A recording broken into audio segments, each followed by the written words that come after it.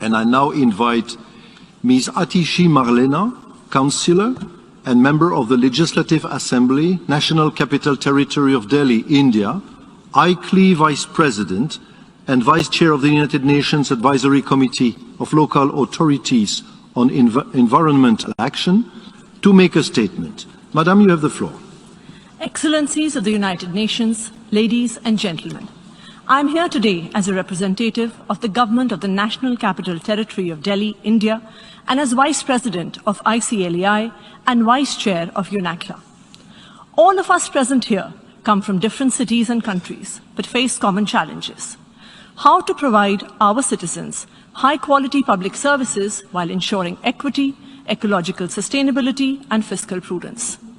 From the early 90s, there has been a growing belief that the provision of education, healthcare, water, electricity to all citizens is far too expensive, and that governments which provide these services to all citizens end up spending too much and going into debt. So governments, especially in the developing world, have started withdrawing from these services. Provision of water and electricity have been privatized. People face increasing tariffs. Education and healthcare have seen substantial reduction in government spending, causing the steady deterioration of government schools and healthcare facilities. While this may have improved fiscal management, it has led to increasing inequality.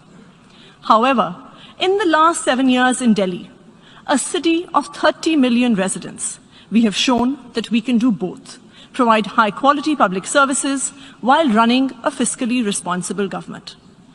In 2015, a new party that was formed out of a nationwide anti-corruption movement came into power in Delhi, led by Chief Minister Mr. Arvind Kejriwal. We faced many challenges. Delhi had some of the highest electricity tariffs in the country. The financial health of power distribution companies was poor, power cuts were frequent, the government water utility was facing losses, government schools and hospitals were failing, and families were shifting to private providers for the same.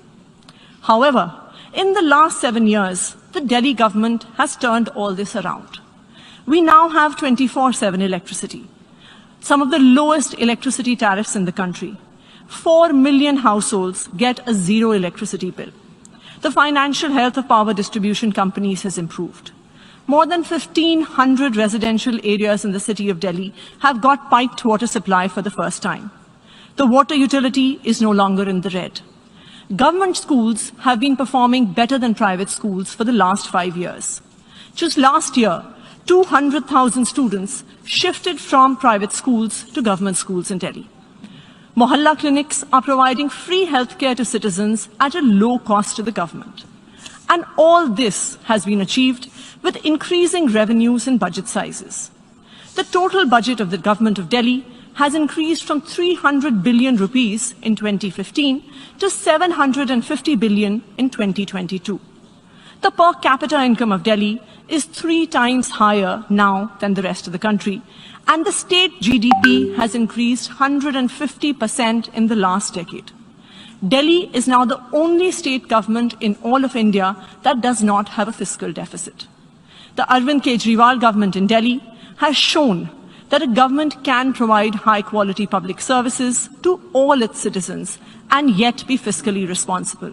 And it is these very public services that, in fact, lead to greater economic growth. Thank you.